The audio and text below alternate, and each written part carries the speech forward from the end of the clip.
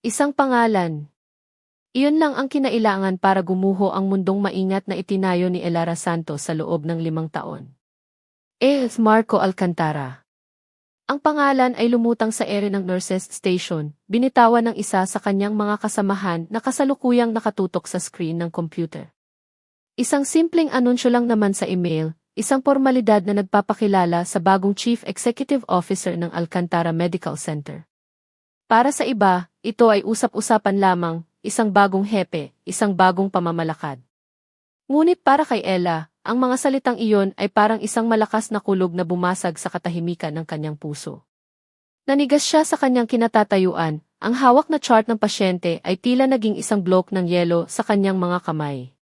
Naramdaman niya ang unti-unting panlalamig ng kanyang mga daliri na gumapang paitaas sa kanyang mga braso hanggang sa manuyo ang kanyang lalamunan. Hindi maaari. Sa isang iglap, bumalik ang lahat.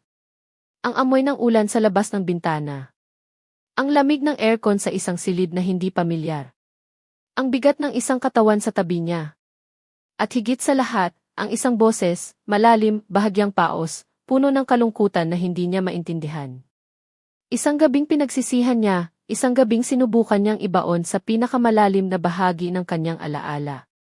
Isang gabing nagbunga ng 3 pinakamahahalagang biyaya sa kanyang buhay. Ang kanyang mga anak. Ang kanyang 3 bituin.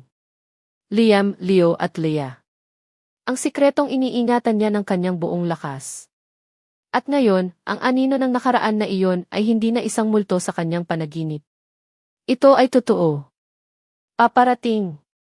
At ito ang magiging bago niyang boss. Uy, Ella.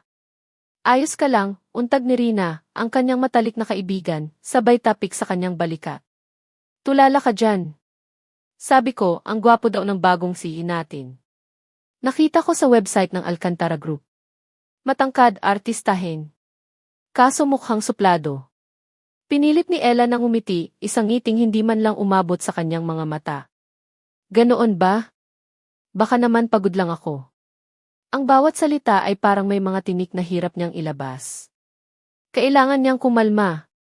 Kailangan niyang mag-isip. Hindi siya pwedeng magpahalata. Ang buhay ng mga anak niya ang nakataya dito. Ang pag-aalalang iyon ang kasama niya hanggang sa pag-uwi. Pagpasok pa lang niya sa maliit nilang apartment, sinalubong na agad siya ng matatamis na ingay. Mommy, sabay-sabay na sigaw ng 3 maliliit na boses. Agad na yumakap sa kanyang mga binti si Elia, ang bunso at kaisa-isang prinsesa. Sa likod nito ay si Liam, ang pinakamakulit na maihawak na laro ang kotse. At si Leo, ang pinakatahimik sa 3, ay nakatayo lamang sa di kalayuan, nagmamasid na may maliit na ngiti sa labi. Sa isang iglap, nawala ang bigat sa dibdib ni Ella. Sila ang kanyang lakas. Sila ang kanyang mundo. Hello, mga babies ko, sabi niya, sabay luhod para magpantay sila. Hinalikan niya sila isa-isa sa noo. How's your day with Lola? Ang gabi ay nagpatuloy sa kanilang karaniwang ritual. Isang magulo pero masayang hapunan. Si Liam na nagkukwento tungkol sa bago niyang natutunang kanta. Si Elia na sinusubuan siya ng kanin. Si Leo na tahimik na kumakain pero paminsan-minsan ay sumusulyap sa kanya, tila sinisigurong okay lang ang kanyang ina. Sila ang 3 bersyon ng iisang mukha, ngunit may kanya-kanyang personalidad na nagbibigay kulay sa kanyang buhay. Matapos niyang patulugin ang mga bata, naupo siya sa maliit na lamesa sa kusina. Inilabas niya ang kanyang sweldo, nakalagay sa isang puting sobre. Binuklat niya ito at muling binilang. Napabuntong hininga siya. Saktong-sakto lang. Pambayad ng upa, kuryente, tubig, gatas at diaper ng mga bata, at kaunting ipon para sa kanilang pagkain sa susunod na 2 linggo. Walang sobra, walang kulang. Kaya naman hindi niya pwedeng mawalan ng trabaho. Lalo na ngayon. Kinabukasan, pumasok si Ella sa ospital na may dalang bigat sa bawat hakbang. Ang buong paligid ay puno ng tensyon. Lahat ay nag-aabang sa pagdating ng bagong CEO. Naglilinis ang mga janitor na tila wala ng bukas. Ang mga nurse ay nag-aayos ng kanilang mga uniforme. Ang bawat isa ay gustong magpakita ng maganda. Si Ella naman ay gusto na lang maging invisible. Nandyan na raw siya. Pababa na ng elevator, bulong ng isang kasamahan. Biglang tumahimik ang lahat. Narinig na lang nila ang tunog ng mga sapatos na papalapit, matatag, may otoridad. Mula sa dulo ng pasilyo, isang grupo ng mga taong naka-corporate attire ang lumitaw.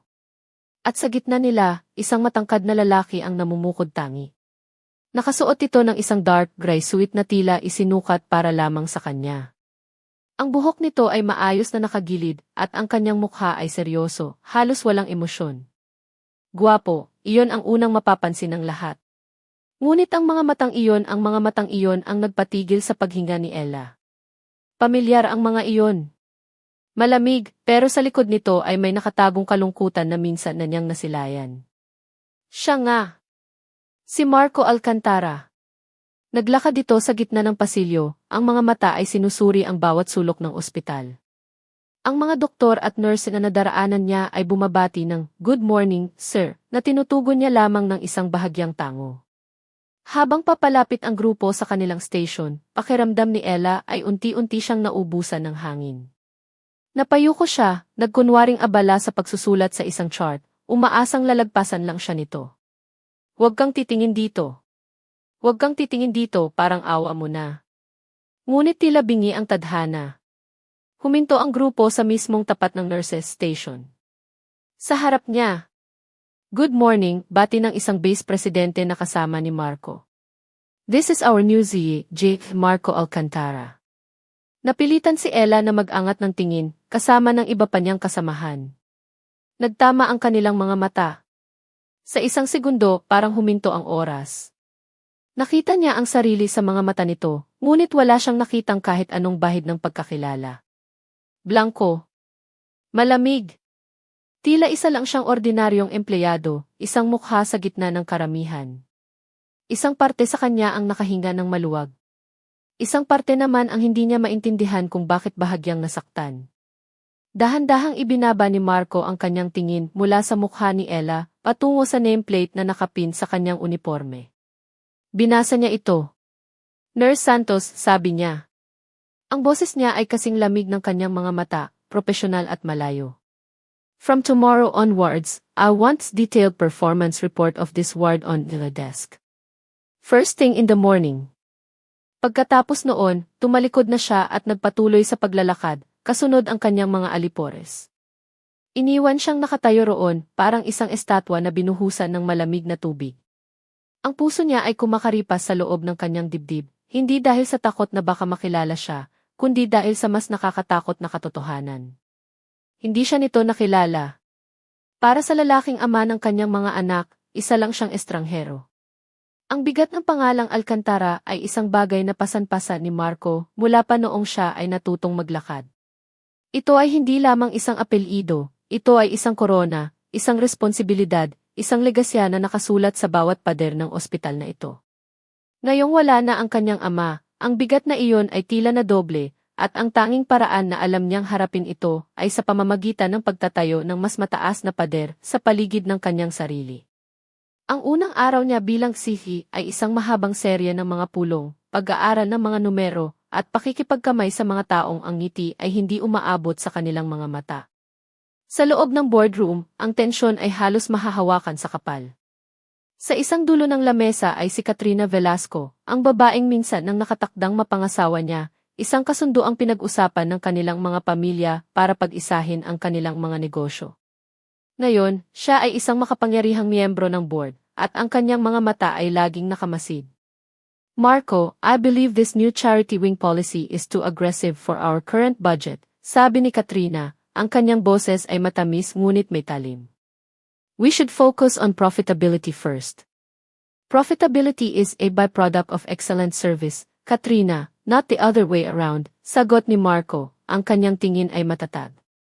"Is why Father built this hospital on the foundation of compassion. I will not be the one to tear it down."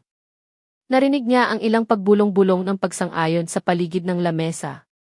Nanahimik si Katrina, ngunit ang kanyang mga mata ay nangako ng isa na namang laban sa hinaharap. Matapos ang pulong, lumapit ito sa kanya, ang pabango nito ay kasing agresibo ng kanyang personalidad. "You're really stepping into your father's shoes, aren't you?" sabi nito, sinusubukang ayusin ang kanyang kurbata. "I'm proud of you." Magalang na umiwas si Marco. I'm just doing easy job. If you'll excuse me, I have rounds to make. Iniwan niya si Katrina na nakatayo roon, ang ngiti ay bahagyang naglaho. Hindi niya kailangan ng ganitong uri ng distraksyon. Ang kailangan niya ay focus. Ngunit habang naglalakad siya sa mga pasilyo, ang isip niya ay hindi mapakali. Hindi dahil kay Katrina o sa mga numerong kailangan niyang pag-aralan. May isang bagay na gumugulo sa kanya, isang mukha, isang pares ng mga mata mula sa nurses station kanina. Nurse Santos. Wala namang espesyal sa kanya. Isa lang siyang ordinaryong nurse, katulad ng daan-daang empleyado sa ilalim niya. Ngunit ang paraan ng pagtingin nito sa kanya may takot, pero mayroon ding isang bagay na mas malalim, isang bagay na pamilyar. At ang apelyido niya. Santos.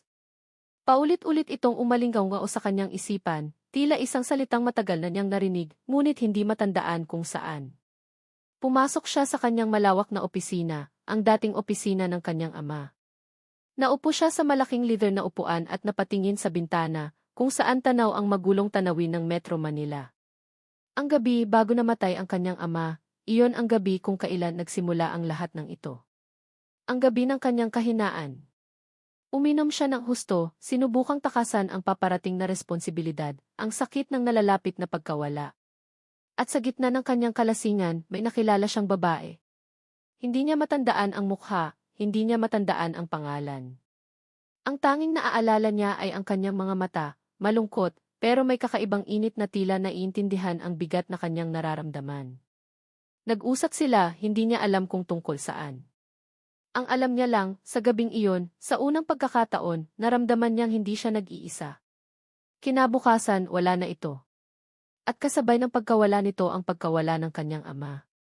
Mula noon, ibinaon na niya ang alaala ng gabing iyon, kasama ng lahat ng emosyon na hindi niya kayang harapin. Isang pagkakamali. Isang multo na paminsan-minsan ay bumabalik para ipaalala sa kanya ang isang Marco Alcantara na matagal na niyang pinatay, ang Marco na marunong makaramdam. Naputol ang kanyang pag-iisip nang tumunog ang intercom. Kailangan na niyang bumalik sa trabaho. Nagpatuloy ang kanyang araw sa isa na namang serye ng mga inspeksyon. Habang naglalakad siya sa pediatric ward, isang tunog ang pumukao sa kanyang atensyon. Isang malambing na tawanan. Dahan-dahan siyang sumilip sa isang glass panel ng isa sa mga silid. Sa loob, nakita niya si Nurse Santos. Nakaupo ito sa gilid ng kama ng isang batang pasyente, naglalaro sila gamit ang mga hand puppet. Ang mukha ng nurse ay puno ng ngiti, isang ngiting totoo at walang halong pagkukunwari. Ang mga mata nito, na kanina lang ay puno ng takot, ay ngayon ay nagniningning sa saya. Hindi iyon ang mga matang nakita niya kanina. Ang mga matang puno ng kaba na tumingin sa kanya ay napalitan ng dalawang bituin na nagbibigay liwanag sa isang maliit na mundo sa loob ng silid na iyon. Sa isang sandali, hindi tihi ng ospital si Marco. Isa lang siyang lalaking nakatanaw mula sa labas, pinagmamasdan ang isang eksenang hindi niya alam na hinahanap-hanap pala ng kanyang puso. Isang eksena ng payak na kalinga at dalisay na saya. Naramdaman niya ang isang pamilyar na kirot sa kanyang dibdib. Isang pangungulila. Agad niyang iwinaksi ang pakiramdam na iyon. Pinilit niyang ibalik ang lamig sa kanyang sistema. Trabaho lang, Marco. Focus.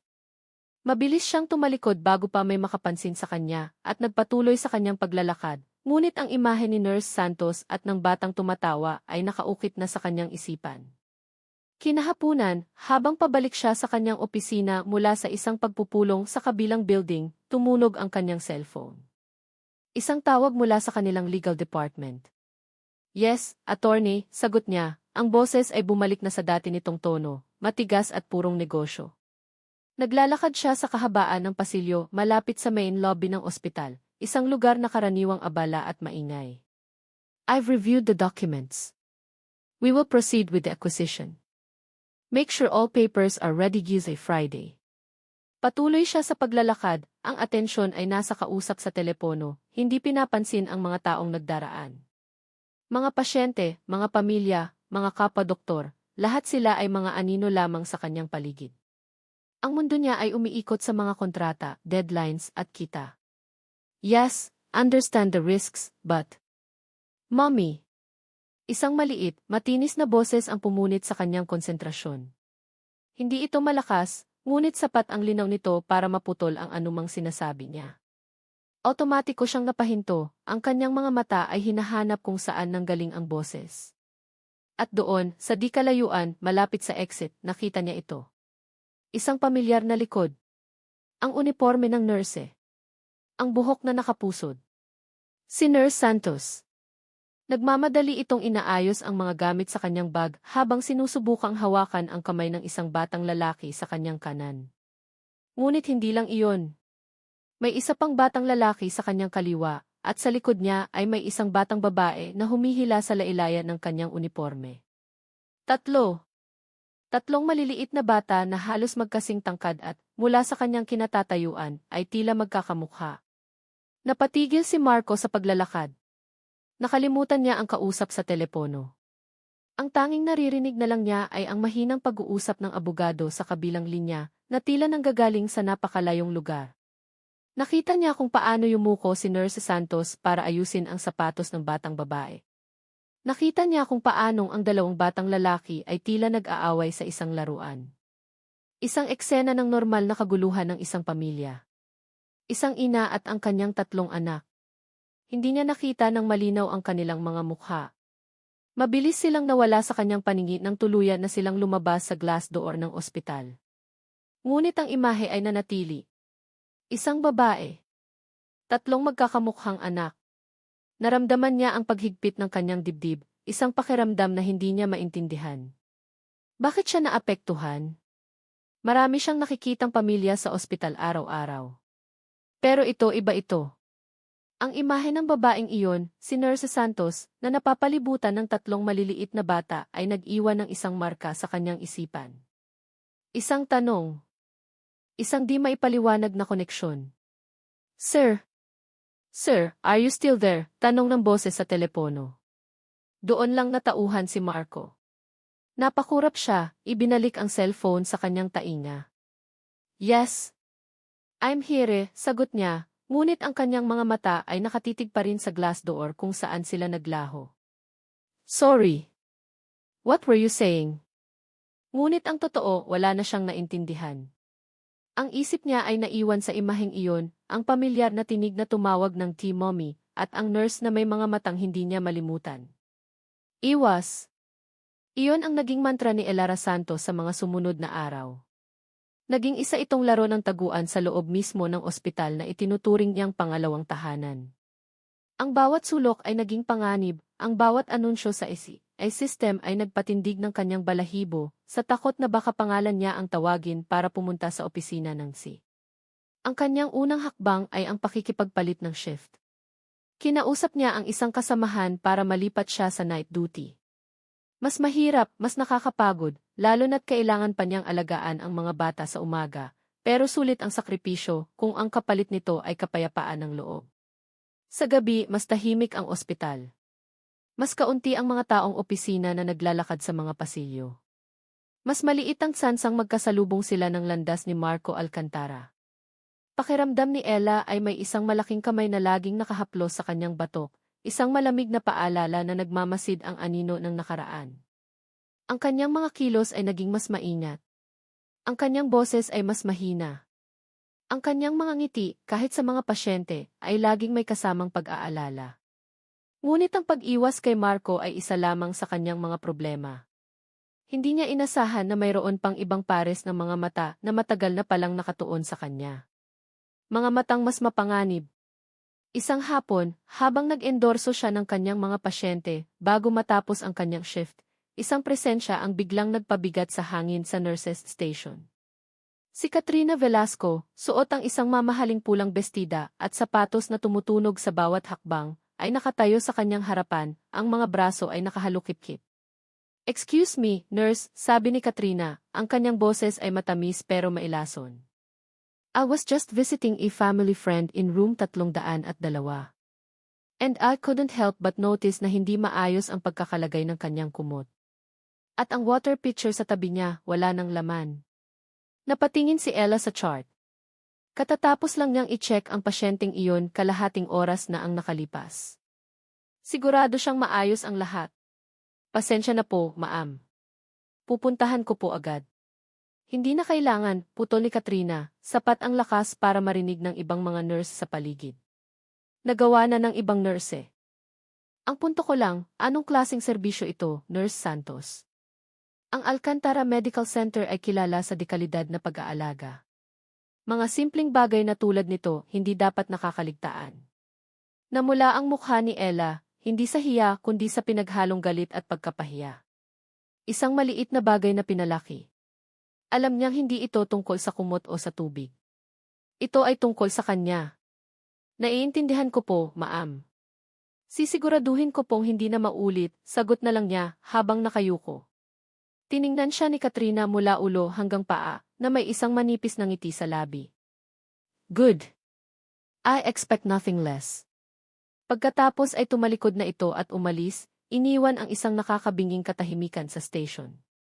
Nang makapasok siya sa break room, nandoon si Rina, naghihintay. Hayaan mo na yung bruhang iyon, sabi agad nito. Lagi namang ganyan yan. Naghahanap ng mapagbubuntunan ng init ng ulo. Umiling si Ella.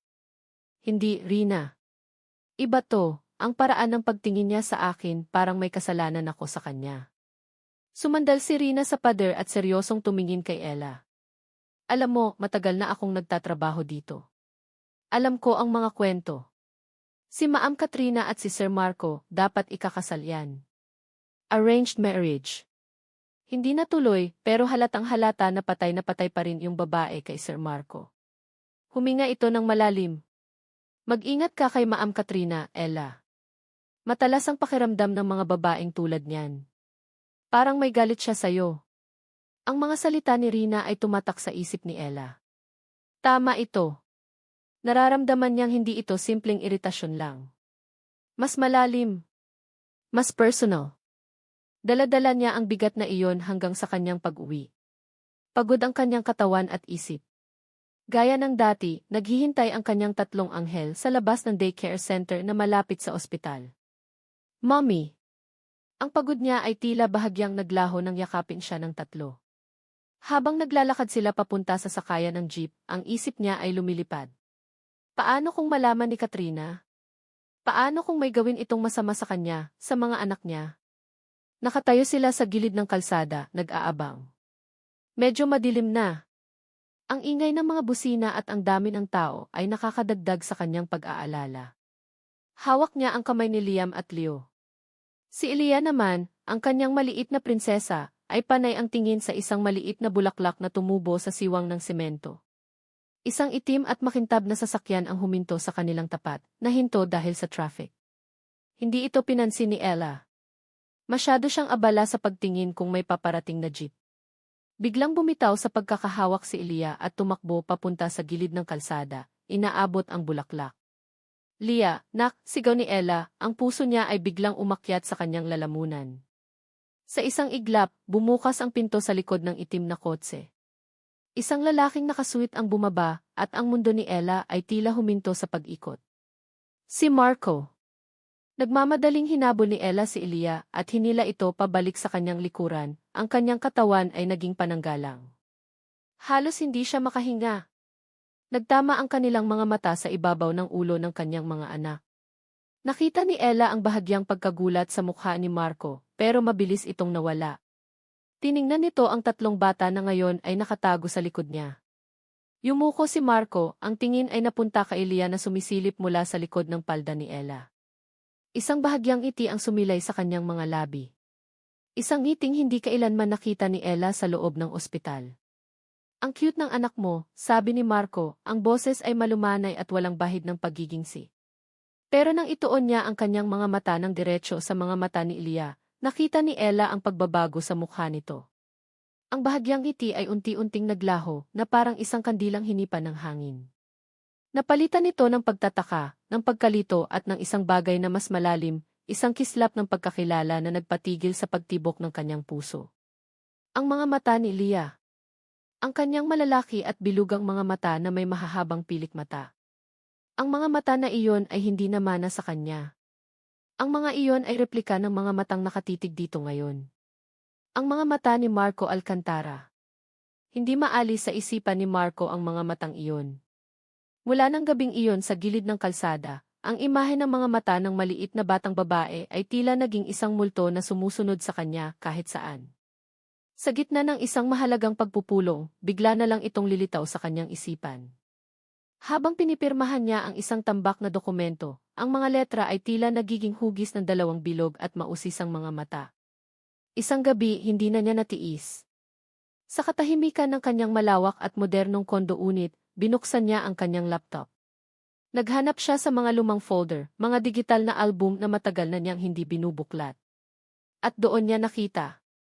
Isang litrato niya noong siya ay 5 taong gulang, kuha sa hardin ng kanilang lumang bahay. Itinabi niya ang kanyang litrato sa alaala ng mukha ng anak ni Nurse Santos. Ang pagkakahawig ay hindi maikakaila. Ang hugis, ang kislap, ang mahahabang pilik mata. Para siyang tumitingin sa isang salamin na nagbabalik ng panahon. Isang malamig na kaba ang gumapang sa kanyang dibdib. Ngunit mabilis niya itong iwinaksi. Kalokohan, bulong niya sa sarili, sabay sara ng laptop. It's a coincidence. A very strange coincidence, but coincidence nonetheless. Ano naman ang koneksyon? Ang babaeng iyon, si Nurse Santos, ay isang simpleng empleyado. Ang gabing iyon, 5 taon na ang nakalipas, ay isang pagkakamali na dulot ng alak at pighati. Impossible. Sinubukan niyang kumbinsihin ang sarili, ngunit may isang bahagi sa kanya na hindi mapanatag. Isang pagdududa ang nagsimulang mag-ugat sa kanyang isipan. Sa mga sumunod na araw, nahanap niya ang sarili na tila may kung anong magnet na humihila sa kanya papunta sa pediatric ward. Kunwari ay may sinusuri siyang mga kagamitan. Kunwari ay kinakausap niya ang head nurse ng departamento. Ngunit ang totoo, ang kanyang mga mata ay palihim na naghahanap. Ngunit bigo siya. Si Nurse Santos ay tila naglaho na parang bula. Kalaunan, nalaman niyang lumipat ito sa night shift. Isang kilos na lalong nagpatindi sa kanyang pagtataka. Umiiwas ba ito sa kanya? At kung bakit? Ang pagkakataon ay dumating sa isang anyo na hindi niya inaasahan, ang taunang Alcantara Cares, charity event para sa mga batang pasyente ng ospital. Ang buong garden area ay ginawang isang munting karnabal, puno ng mga lobo, pagkain at mga palaro. Bilang sihi, obligasyon niyang magpakita, ngumiti at makipag-usap sa mga donor at mga pamilya. Habang naglalakad siya, bumabati sa mga tao, ang kanyang mga mata ay hindi mapakali. Hinihiling niya sa hindi malamang dahilan na sana ay makita niya sila. At hindi nga siya nabigo. Sa isang sulok, malapit sa isang cotton candy stall, nakita niya si Ella. May hawak itong 3 lobo, at halatang nahihirapan siyang bantayan ang 3 maliliit na bata na tila may kanikanyang mundo. Kahit malayo, kitang-kita niya ang pagod sa mukha nito, ngunit mayroon ding pagmamahal sa bawat kilos. Bago pa man siya makapag-isip kung paano lalapit, ang tadhana na mismo ang gumawa ng paraan.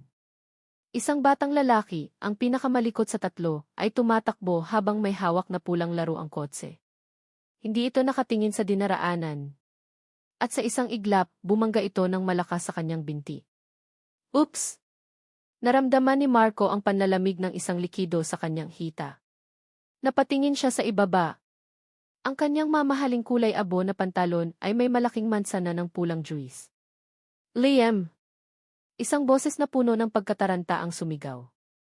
Mabilis na lumapit si Ella, ang mukha ay namumutla. Sir! Naku, pasensya na po. Sorry po talaga, sabi nito, habang kinukuha ang isang maliit na tuwalya mula sa kanyang bag at akmang pupunasan ang kanyang pantalon. It's okay, sabi ni Marco na ikinagulat maging ng sarili niya. Sa halip na mairita, isang kakaibang pakiramdam ang nanaig sa kanya. Yumuko siya para magpantay sila ng batang nakabangga sa kanya. Hi there! Ang ganda naman ng kotse mo. Ang bata, si Liam, ay bahagyang natakot noong una, ngunit nang makita nitong hindi galit si Marco, ngumiti ito ng malaki. It's a race car. I see that, nakangiting sagot ni Marco. At doon niya napansin ang 2 pang pares ng mga mata na nakatingin sa kanya. Ang batang babae, si Elia, na may hawak na isang pink na lobo, at ang isa pang batang lalaki na mas tahimik, si Leo, na nakatayo sa likod ng kanyang ina. Ikaw yung nakita namin sa labas, Mahinang sabi ni Ilya, ang mga mata nito ay bilog pa rin sa pagtataka. Ngumiti si Marco. Ako nga. I'm Marco. Tumingin siya kay Ella na nakatayo lang doon, hindi alam ang gagawin. You have beautiful children, Nurse Santos. Salamat po, sir. Pasensya na po ulit sa gulo, sabi ni Ella, pilit na hinihila ang mga anak palayo. Ngunit bago pa sila makaalis, napansin ni Marco ang isang bagay. Mula sa di kalayuan, nakita niya si Katrina. Nakatayo ito kasama ang ilang miyembro ng board, ngunit ang mga mata nito ay nakatuon sa kanila. Ang tingin nito ay matalim, isang halo ng gulat at galit na nagpadala ng babala kay Marco. Ngunit hindi niya ito pinansin. Ang kanyang atensyon ay nasa tatlong maliliit na nilalang sa kanyang harapan. Isang kakaibang init ang gumapang sa kanyang dibdib, isang pakiramdam ng pagiging buo na hindi pa niya naramdaman kailanman. Okay lang, mommy. He's not mad, sabi ng tahimik na bata, si Leo, sa kanyang ina. Tumingin ito kay Marco, ang mga mata ay seryoso at tila nangungusap. Thank you po. Napatitig si Marco sa bata. Sa kanilang tatlo, ito ang may pinakamalalim na titig. Isang titig na tila tumatago sa kanyang kaluluwa. Oras na para umuwi, mga anak, sabi ni Ella, na halatang gusto nang tapusin ang kanilang pag-uusap. Hinawakan niya ang kamay ng kanyang mga anak.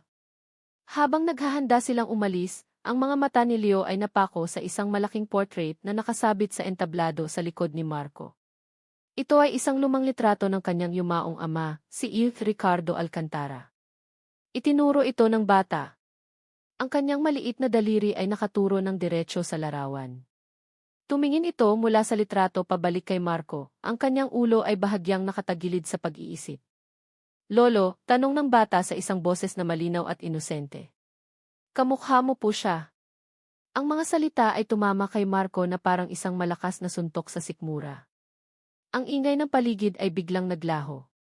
Ang tanging naririnig na lang niya ay ang paulit-ulit na pag-alinggaw ng tanong ng bata sa kanyang isipan.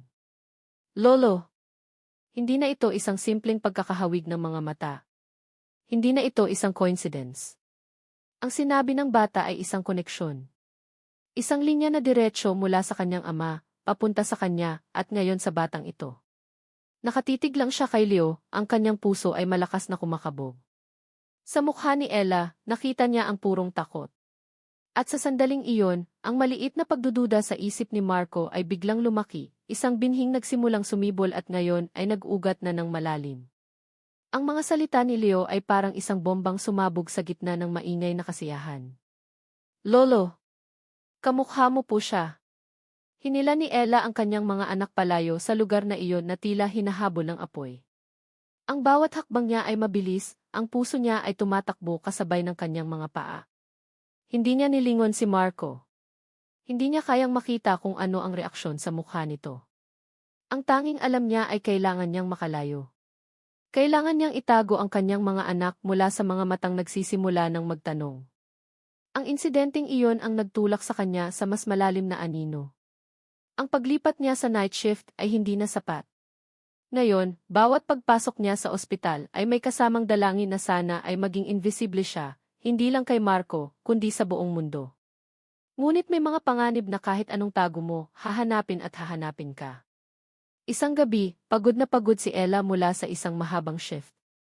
Papunta siya sa locker room para magpalit ng damit nang may humarang sa kanyang daraanan sa isang hindi masyadong nalalakaran na pasilyo. Ang amoy ng isang mamahaling pabango ang unang nagbigay ng babala sa kanya. Nurse Santos. Napatigil si Ella. Dahan-dahan siyang lumingon at nakita si Katrina Velasco, nakasandal sa pader, ang mga braso ay nakahalukip-kip. Ang ngiti sa mga labi nito ay matamis, ngunit ang mga mata ay kasing lamig ng yelo. Ma'am Katrina. Gabi na po, bakit nandito pa kayo? Tanong ni Ella, sinubukang panatilihing kalmado ang kanyang boses. May inaasikaso lang, sagot ni Katrina, dahan-dahang lumakad palapit. At saka, gusto kitang makausap. Tayong dalawa lang. Inilibot nito ang tingin sa pasilyo, sinisiguradong walang ibang tao. You seem close to your children. Nanigas ang panga ni Ella. Mahal ko po ang mga anak ko. I can see that, sabi ni Katrina, ang boses ay tila isang bulong. Tatlo pa sila, di ba? At lahat sila maihawig kay Marco. Ang bawat salita ay parang isang patak ng asido. Alam mo, ang swerte ay parang isang gulong. Minsan nasa ibabaw ka, minsan nasa ilalim. At ang swerte, madaling mawala. Isang maling galaw lang, isang pagkakamali sa trabaho at lahat ng pinaghirapan mo, pwedeng maglaho na parang bula. Naintindihan ni Ella. Ito na iyon. Isang direktang banta. Ano po ang gusto ninyong sabihin? Huminto si Katrina sa mismong harapan niya, ang mukha nila ay ilang pulgada na lang ang pagitan. Simple lang, Nurse Santos. Layuan mo si Marco. At layuan mo ang ospital na ito. Hanapin mo ang swerte mo sa ibang lugar, bulong nito, ang bawat pantig ay may diin. Kung ayaw mong pagsisihan sa huli. Pagkatapos noon, ngumiti ito ng matamis, tumalikod, at naglakad palayo na parang walang nangyari. Naiwan si Ella na nakatayo roon, ang mga kamay ay nanginginig. Hindi sa takot kundi sa galit. Sino ang babaeng ito para takutin siya? Sino ito para pagbantaan ang kinabukasan ng kanyang mga anak? Ngunit kasabay ng galit ay ang takot. Alam niyang may kapangyarihan si Katrina sa ospital. At alam niyang kayang-kaya nitong tuparin ang banta. Ang mga sumunod na araw ay naging isang impyerno. Nagsimula ito sa isang reklamo. Isang mayaman at maimpluwensyang pasyente, na kaibigan pala ng pamilya Velasco, ang biglang nagreklamo tungkol sa masungit na pag-ugali ni Ella. Isang kasinungalingan, alam ni Ella. Ngunit salita niya laban sa salita ng isang A. Ipinatawag siya ng kanilang head nurse, pinangaralan at binigyan ng written warning. Wala siyang nagawa kundi ang tumango at humingi ng pasensya. Ngunit hindi doon natapos. Ang tunay na patibong ay mas masahol pa. Isang Biyernes ng umaga, pagod na pagod si Ella. 24 na oras siyang gising. Matapos ang kanyang night shift, diretso siya sa pag-aalaga sa mga bata. Ngayon, pabalik na naman siya sa ospital para sa isa pang nakakabaliw na shift. Bago siya magsimula, ginawa niya ang kanyang routine, ang pag-check ng inventory ng mga gamot sa kanilang medication cart. Nang nasa kalagitnaan na siya ng pagbibilang, bigla siyang natigilan. Isang maliit na bote ng diazepam, isang controlled at mamahaling gamot, ang dapat sanang naroon sa lalagyan nito. Ngunit wala ito. Kinabahan si Ella. Binalikan niya ang kanyang mga tala. Nakasulat doon na kumpleto ang bilang ng i-turn over ito sa kanya ng naunang nurse. Imposibleng mawala. Nawawala, tanong niya sa sarili, ang boses ay nanginginig. Muli niyang hinalughog ang cart. Tiningnan niya sa ilalim, sa mga gilid, sa basurahan. Wala. Nagsimulang manlamig ang kanyang mga kamay. Isang nawawalang controlled substance ay hindi biro. Ito ay isang malaking kaso na pwedeng magresulta sa pagkatanggal sa trabaho at pagbawi ng kanyang lisensya. May problema ba, Ella? Tanong ni Rina, nakararating lang. Rina, nawawala ang isang bote ng diazepam, sabi ni Ella, ang boses ay halatang natataranta. Sigurado akong nandito lang to kanina. Ano? Gulat na sabi ni Rina. Impossible. Nag-double check tayo kanina, di ba? Hindi na nakasagot si Ella. Alam niya. Alam niya kung sino ang may gawa nito. Si Katrina. Ito na ang sinasabi nitong pagsisisihan niya. Hindi nagtagal, kumalat na ang balita. Ipinatawag siya sa opisina ng Director of Nursing. Ang mukha ng kanyang superior ay seryoso at walang emosyon. Sa tabi nito ay ang head ng security.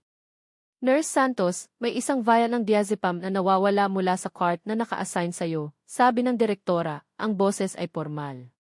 Alam mo ba kung gaano kaseryoso ang paratang na ito? Ma'am, wala po akong kinuha. Hindi ko po alam kung paano nawala, halos magmakaawang sabi ni Ella. Hanggat hindi natatapos ang investigasyon, you are under preventive suspension, effective immediately. Isurrender mo ang iyong ay, at umuwi ka na. Parang isang malakas na sampal ang mga salitang iyon. Suspension.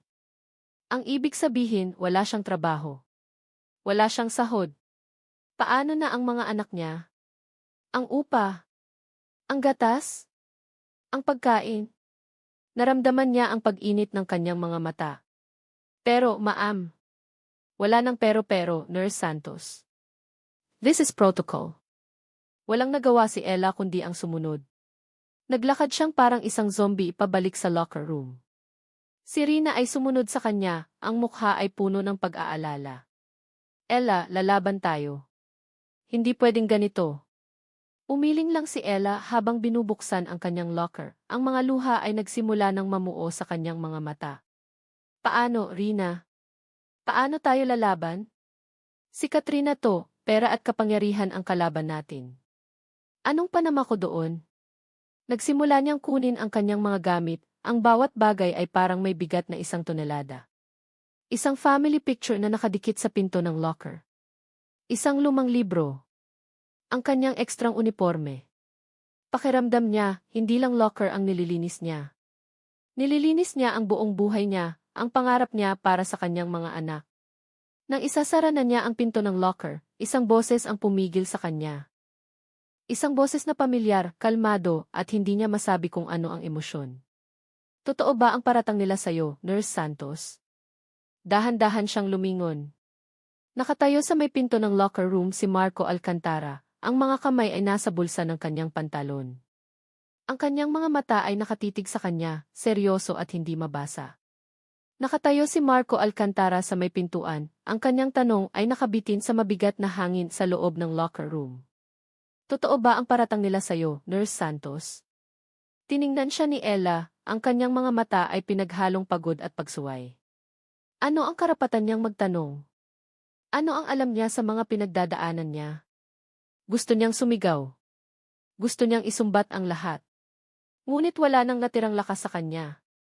Ang tanging nagawa niya ay umiling, isang maliit na galaw ng pagtanggi na puno ng pait. Hindi, mahinang sagot niya. Hindi totoo. Bago pa man makasagot si Marco, isang pamilyar na tunog ang bumasag sa kanilang tensyon. Ang ringtone ng kanyang cellphone. Sa una, binaliwala niya ito. Ngunit patuloy ito sa pagtunog, paulit-ulit, mapilit. Kinuha niya ito mula sa kanyang bulsa, hindi na tiningnan kung sino ang tumatawag. Hello, sagot niya, ang boses ay pagod. Ma'am Ella. Si Ma'am Ella po ba to? Isang boses ng babae na tataranta. Ang guro ng mga anak niya sa daycare. Ako nga po. Bakit po? Silyo po Silyo, humihingal na sabi ng guro. Bigla na lang po siyang natumba kanina habang naglalaro. At dumudugo po ang ilong niya, hindi po tumitigil. Sa isang iglap, nawala ang lahat. Ang pagod. Ang galit kay Katrina. Ang presensya ni Marco. Ang tanging narinig ni Ella ay ang pangalan ng kanyang anak. Leo. Ang mukha niya ay biglang nawalan ng kulay. Naramdaman niya ang panlalamig ng kanyang buong katawan habang ang puso niya ay nagsimulang tumakbo ng sobrang bilis. Ano? Nasaan siya? Papunta na ako, sigaw niya sa telepono. Binitawan niya ang hawak na mga gamit. Ang mga ito ay bumagsak sa sahig ng may malakas na kalabog, ngunit hindi niya ito narinig. Ang tanging nasa isip niya ay ang kanyang anak. Wala siyang sinabi kay Rina o kay Marco. Wala siyang pakialam. Tumakbo siya. Tumakbo siya palabas ng locker room, palabas ng pasilyo, patungo sa lugar na pinanggalingan ng tawag. Ang kanyang mga paa ay tila may sariling isip, dinadala siya kung saan kailangan niyang pumunta. Ang mga mukha ng mga taong nadaraanan niya ay mga anino lamang. Ang mga boses nila ay isang ugong na walang kahulugan. Iniwan niya si Marco na nakatayo roon, naguguluhan at hindi makapaniwala sa biglaang pagbabago ng mga pangyayari. Si Leo. Ang anak ko. Iyon lang ang mga salitang narinig ni Marco bago siya naglaho sa paningin nito. Ang daycare center ay ilang metro lang mula sa emergency room ng ospital. Pagdating doon ni Ella, ang eksena ay puno ng kaguluhan. Ang guro ay nakatayo sa labas, ang mukha ay puno ng pag-aalala, habang si Liam at Leah ay umiiyak sa isang sulok, niyayakap ng isa pang taga-alaga. Ngunit ang mga mata ni Ella ay hinahanap lamang ang isang tao. Nasaan siya? Tanong niya, ang boses ay basag.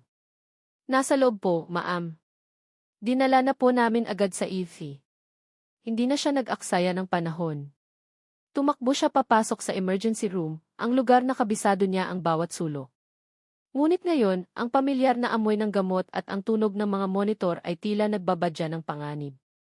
At doon, sa isa sa mga higaan, nakita niya ang kanyang anak.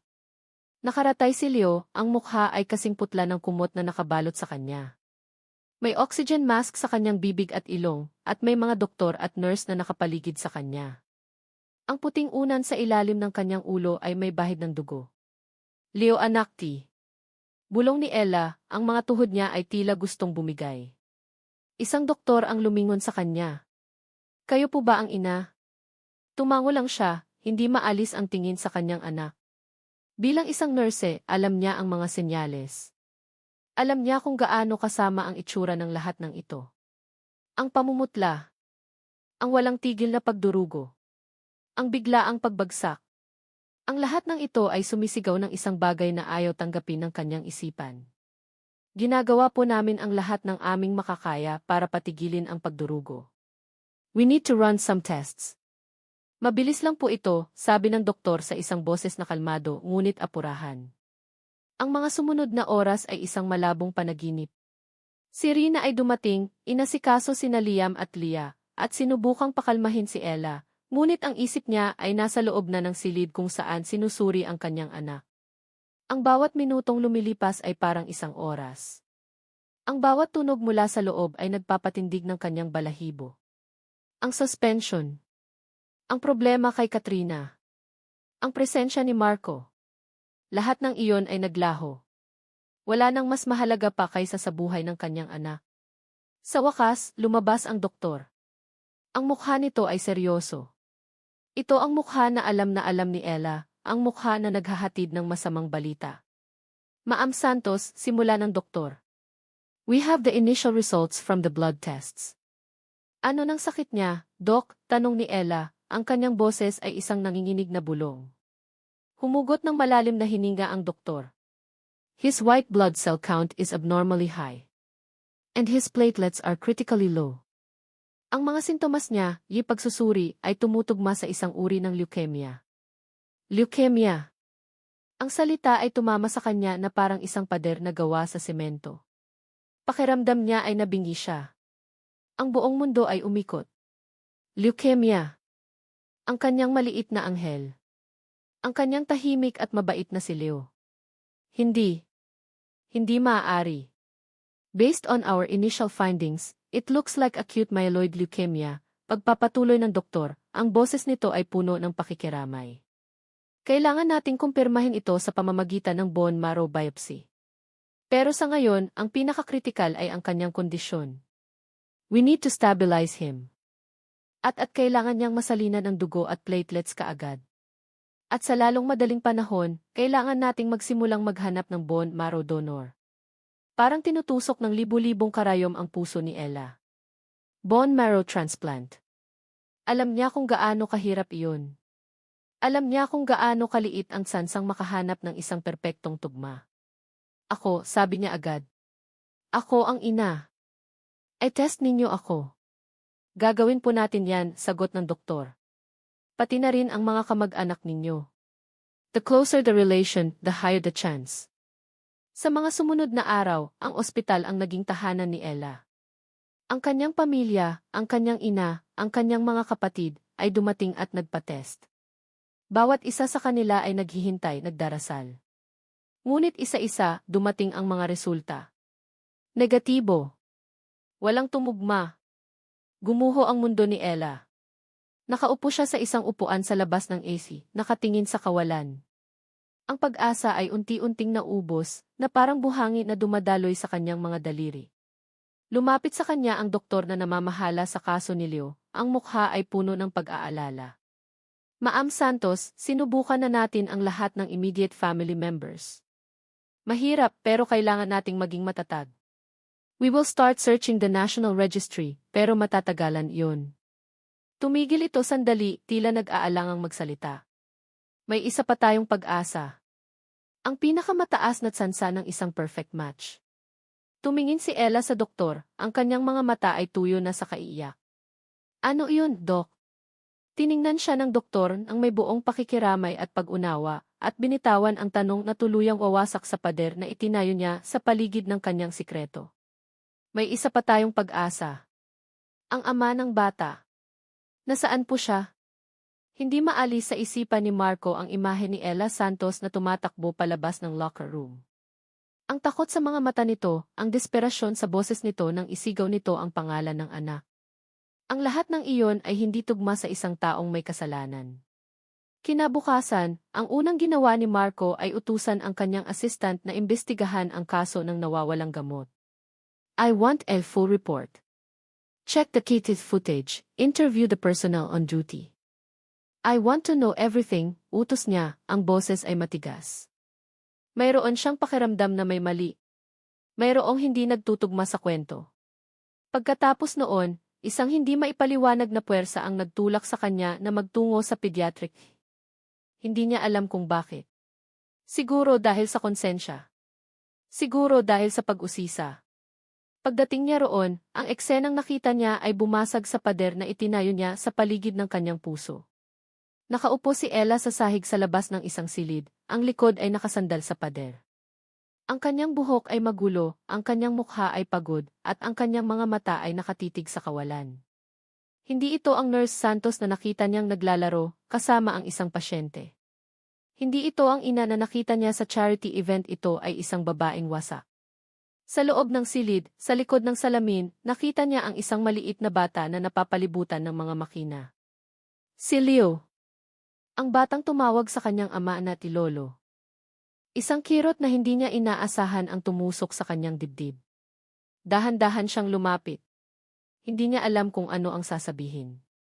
Ngunit bago pa man siya makapagsalita, lumabas mula sa silid ang isang doktor. Hindi siya napansin ito at diretso itong lumapit kay Ella. Ma'am Santos, we need to talk, sabi ng doktor. Hindi sinasadyang narinig ni Marco ang pag-uusap nila. Narinig niya ang mga salitang leukemia, bone marrow transplant, at no match. At pagkatapos ay narinig niya ang tanong na nagpatigil sa kanyang mundo. May isa pa tayong pag-asa. Ang ama ng bata. Nasaan po siya? Nakita niya kung paano gumuho ang natitirang lakas ni Ella. Nakita niya ang pag-iling nito, ang tahimik na pag-iyak. At sa sandaling iyon, ang lahat ng pagdududa, lahat ng maliliit na piraso ng palaisipan, ang mga mata ni Elia, ang komento ni Leo, ang pag-iwas ni Ella, ay nagsimulang magkabit-kabit sa kanyang isipan. Bumubuo ng isang larawan na nakakatakot isipin, ngunit imposible nang baliwalain. Umalis si Marco mula sa lugar na iyon na may mabigat na dibdib. Bumalik siya sa kanyang opisina at tinawagan ang hepe ng kanilang laboratorio. I need a favor, sabi niya. Kailangan kong malaman ang blood type ng pasyenteng si Leo Santos sa pediatric. Right away, sir, sagot sa kabilang linya. Pagkalipas ng ilang minuto, tumunog ang kanyang telepono. Sir, we have the information. The patient's blood type is O-negative. Napahawak ng mahigpit si Marco sa telepono. O-negative. Isang pambihirang uri ng dugo. Ang kanyang uri ng dugo. Salamat, sabi niya at ibinaba ang telepono. Tumayo siya at naglakad-lakad sa loob ng kanyang opisina. Ang kanyang puso ay malakas na kumakabog. Hindi. Hindi ito maaaring maging isang coincidence. Masyado ng marami.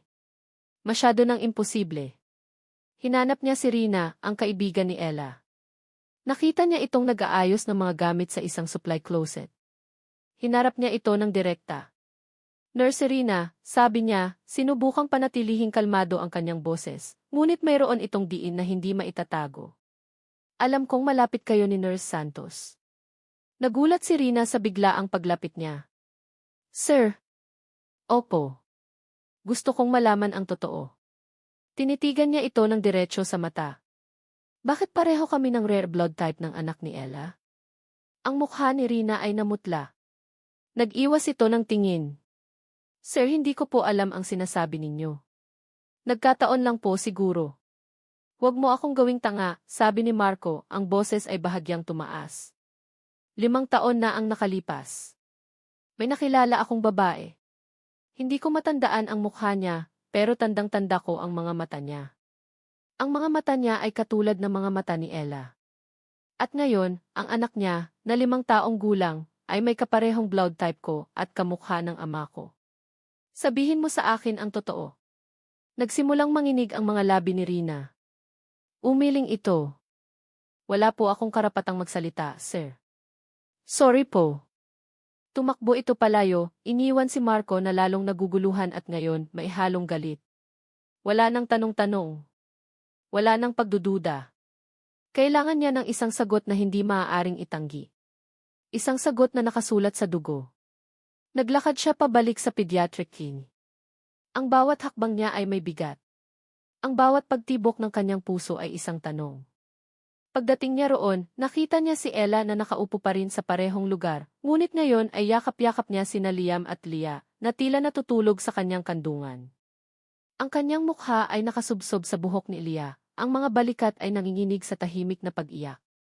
Para siyang isang reyna na nawalan ng kaharian, na ang tanging natitirang yaman ay ang kanyang mga anak. Tumayo si Marco sa kanyang harapan. Hindi niya alam kung paano sisimulan. Hinubad niya ang maskara ng pagiging si. Sa sandaling iyon, isa lang siyang lalaki na naghahanap ng katotohanan na maaaring sumira o bumuo sa kanyang buong pagkatao. Dahan-dahang nag-angat ng tingin si Ella.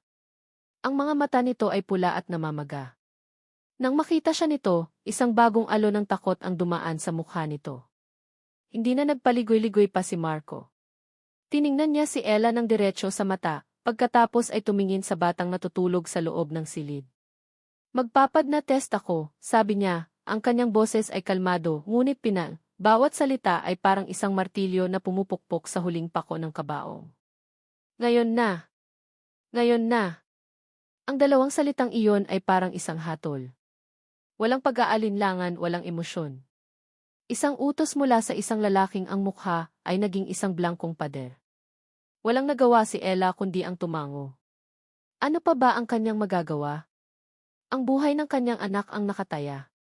Ang katotohanang pinilit niyang itago sa loob ng 5 taon ay nakatakda ng lumabas, hindi sa paraang pinangarap niya, kundi sa isang malamig at walang awang laboratorio. Ang proseso ay mabilis at hindi personal. Isang medtech ang kumuha ng blood sample mula kay Marco, at pagkatapos ay isang buccal swab mula sa natutulog na si Leo. Si Ella ay nakatayo lang sa isang sulok, isang tahimik na anino na pinagmamasdan ang bawat kilos, ang bawat galaw na magdidikta ng kanyang kinabukasan. Hindi sila nag-usap ni Marco. Pagkatapos ng procedure, umalis ito ng walang paalam, iniwan si Ella sa isang nakakabinging katahimikan. Ang mga sumunod na 24 na oras ay ang pinakamahabang panahon sa buhay ni Ella. Ang bawat pagtibok ng orasan sa pader ay parang isang malakas na dagundong. Ang bawat pagdaan ng nurse sa pasilyo ay nagpapatindig ng kanyang balahibo. Nakaupo lang siya sa tabi ng kama ni Leo, hawak ang maliit nitong kamay, nagdarasal sa lahat ng santo na kilala niya. Hindi na niya alam kung para saan pa siya nagdarasal. Para ba sa positibong resulta na magliligtas sa kanyang anak ngunit sisira sa kanyang buhay? O para sa negatibong resulta na magbibigay sa kanya ng kapayapaan ngunit hahatol sa kamatayan ni Leo?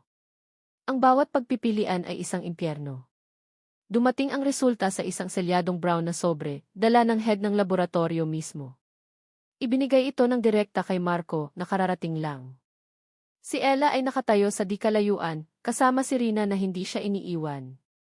Tinitigan ni Marco ang sobre na parang isa itong bomba. Sa isang sandali, nakita ni Ella ang pag-aalangan sa mga mata nito. Isang kislap ng takot. Ngunit mabilis itong nawala, napalitan ng pamilyar na malamig na maskara. Pinunit niya ang sobre. Ang tunog niyon ay tila isang sigaw sa tahimik na pasilyo. Inilabas niya ang papel. Ang kanyang mga mata ay mabilis na gumalaw, binabasa ang mga teknikal na salita, hanggang sa huminto ito sa isang linya sa pinakababa. Nakita ni Ella ang bahagyang panginginig ng kamay ni Marco. Dahan-dahan itong nag-angat ng tingin. Ang mga mata nito ay hindi na nagtatanong. Ang mga mata nito ngayon ay nanunumbat. Puno ng galit, ng sakit, at ng isang bagay na mas malala pa, pagkakanulo. 79.9%, sabi ni Marco, ang boses ay mahina ngunit may bigat na parang isang bato. Inabot niya ang papel kay Ella. 79.9% probability of paternity. Hindi kinuha ni Ella ang papel. Hindi na kailangan. Ang sagot ay nakasulat na sa mukha ni Marco. Ang katotohanan ay lumabas na. Siya ang ama. Siya ang ama ng 3 niyang anak. Walang tuwa. Walang kaluwagan. Ang tanging naramdaman ni Ella ay ang unti-unting pagguho ng sahig sa kanyang paanan. Marco T. Nagsimula siyang magsalita, ngunit walang salitang lumabas. 5 taon, Ella, sabi ni Marco, ang bawat salita ay may talim. 5 taon. Itinago mo sa akin ang mga anak ko. Hinayaan mo akong mabuhay sa kasinungalingan habang ikaw, alam mo ang lahat. Lumapit ito, ang kanyang mga mata ay nag-aapoy. Bakit? Dahil ba sa pera? Naghihintay ka ba ng tamang pagkakataon para gamitin sila laban sa akin? Hindi, sigaw ni Ella, ang mga luha ay bumuhos na sa kanyang mga mata. Hindi ganoon. Huwag kang magsinungaling, sigaw pabalik ni Marco. Tapos na ang pagsisinungaling, Ella. Nakita ko ang mga papeles mo. Suspendido ka dahil sa pagnanakaw. Ito ba ang plano mo? Kapag wala ka nang makuhang pera sa ospital, ang mga anak ko naman ang gagamitin mo. Marco, please, pakinggan mo ako. Pakinggan ka, tumawa ito ng mapait. Pinakinggan na kita sa loob ng 5 taon ng katahimikan mo. Kasabay noon, isang boses ang sumingit sa kanilang pagtatalo. Marco, anong nangyayari dito? Dumating si Katrina, ang mukha ay puno ng peking pag-aalala.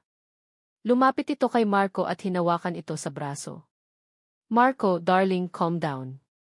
Naririnig kayo ng mga tao. Tumingin ito kay Ella na maihalong awa at paghamak. Ano ng problema? Ipinakita ni Marco ang resulta kay Katrina.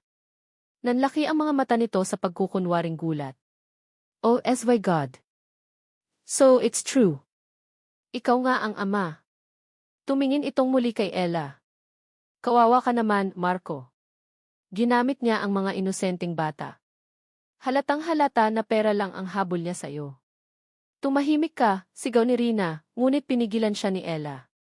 Huli na ang lahat. Ang lason ay naikalat na. Tumingin si Marco kay Ella, ang mukha ay puno ng pagkasuklam. Ang lahat ng nakita niya, lahat ng narinig niya, lahat ng suspetsa niya ay tila nagkumpirma sa iisang konklusyon, si Ella ay isang oportunista. Isang sinungaling. Magdodonate ako, sabi ni Marco, ang boses ay kasing lamig ng operating room. Ibibigay ko ang kailangan ng anak ko. Para matapos na to. Tumingin siya ng diretsyo sa mga mata ni Ella, ang kanyang mga salita ay isang panghuling dagok. Pero pagkatapos nito, pag-uusapan natin kung paano mo ako babayaran sa lahat ng kasinungalingan mo. Parang isang punyal na bumaon ng malalim sa puso ni Ella ang mga salitang iyon.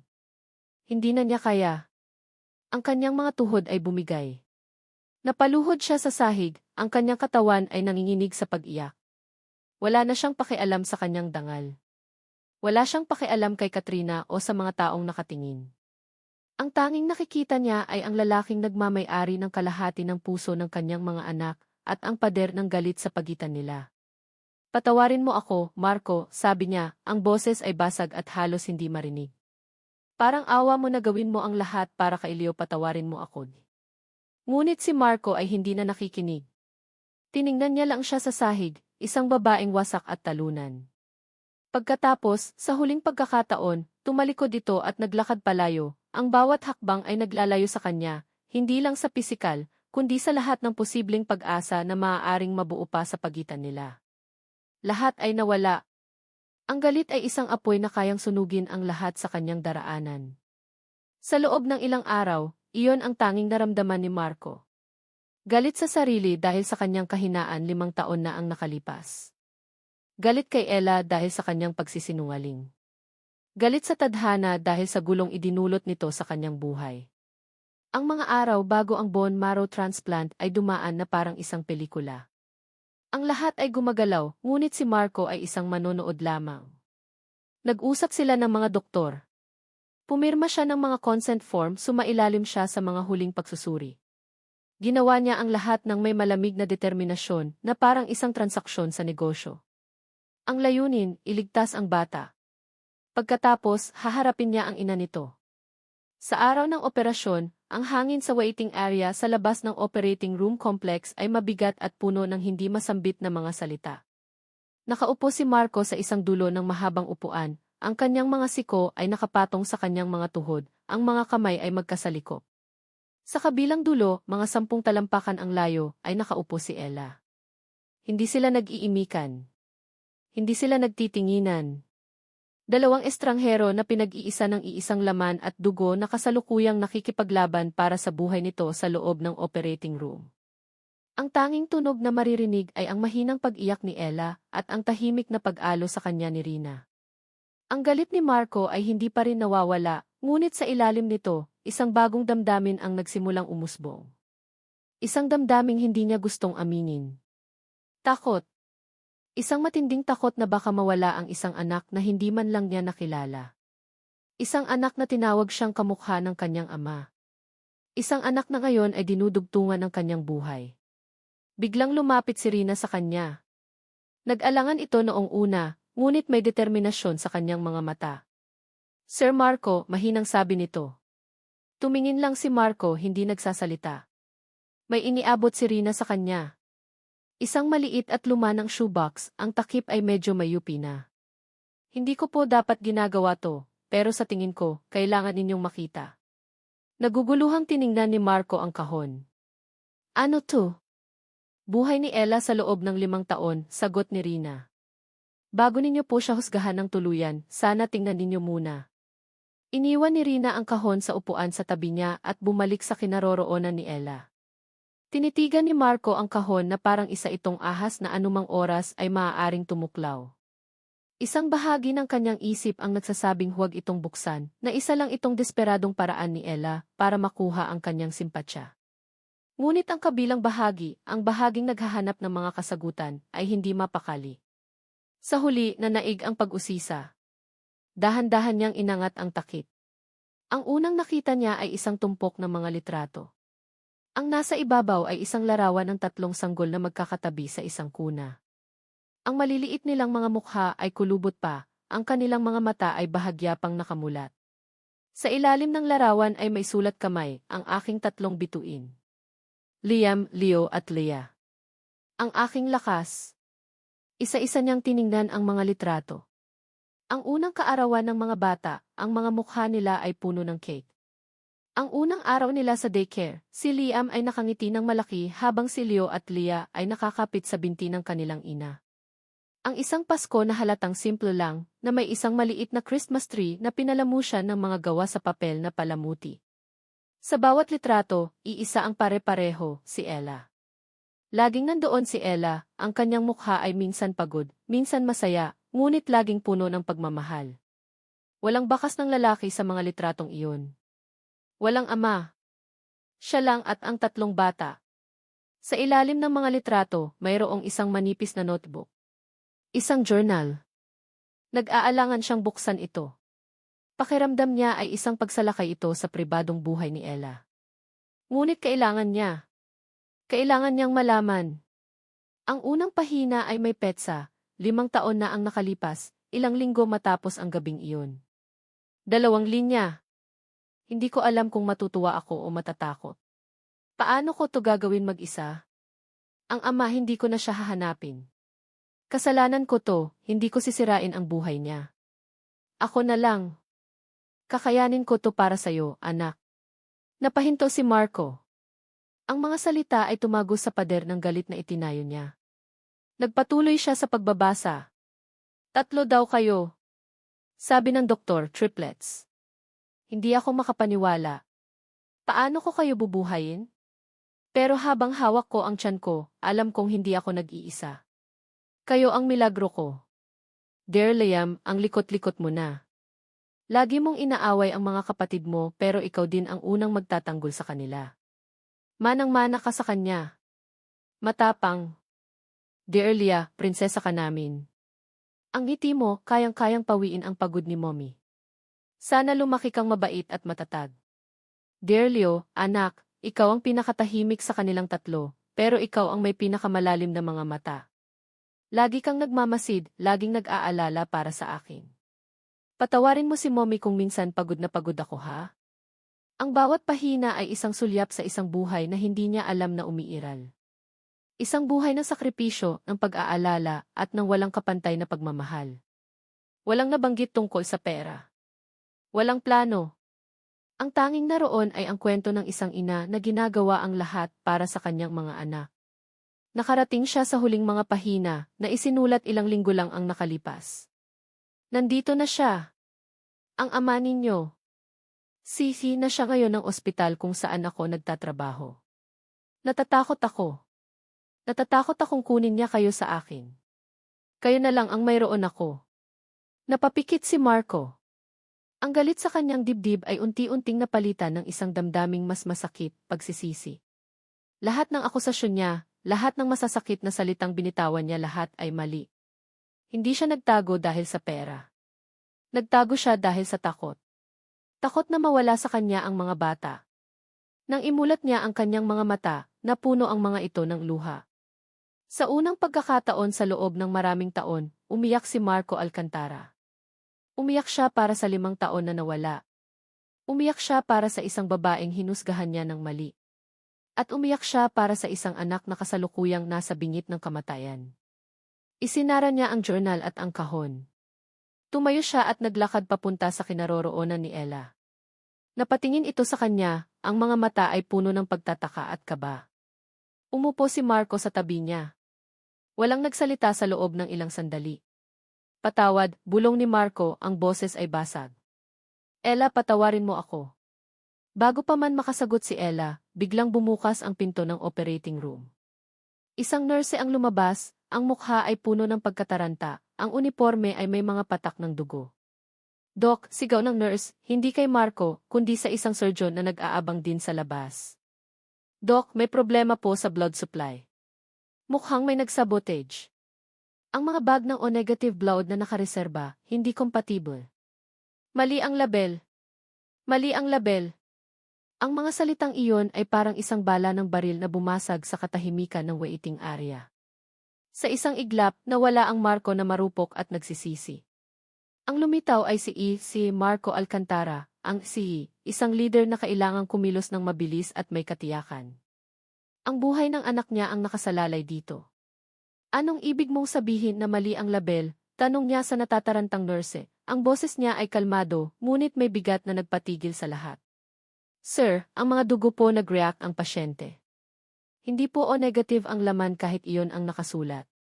Buti na lang naagapan. Pero naubusan na po kami ng oras. Sabotahe. Iyon ang salitang agad na pumasok sa isip ni Marco. Hindi ito aksidente. Get me the head of the blood bank, now, utos niya sa isang security guard. Tumingin siya sa surgeon. Doc, how much time do we have? Minutes, Marco. We need compatible blood in minutes, sagot ng doktor, ang mukha ay seryoso. Tumakbo si Marco. Ang kanyang isip ay gumagana na parang isang makina. Sino ang gagawa nito? Sino ang may access sa blood bank? Sino ang may motibo para saktan hindi lang si Leo, kundi siya? Isa lang ang pangalang lumabas. Katrina. Call security. I lock down ang buong floor na to. Walang lalabas, walang papasok, sigaw niya sa kanyang assistant sa telepono habang tumatakbo siya papunta sa security office. I want the CCTV footage from the blood bank for the last 24 hours. Now. Sa loob ng security office, mabilis na lumabas ang mga video. Pabilis niyang pinanood ang mga ito. Mga medtech na pumapasok at lumalabas, mga doktor. Normal ang lahat.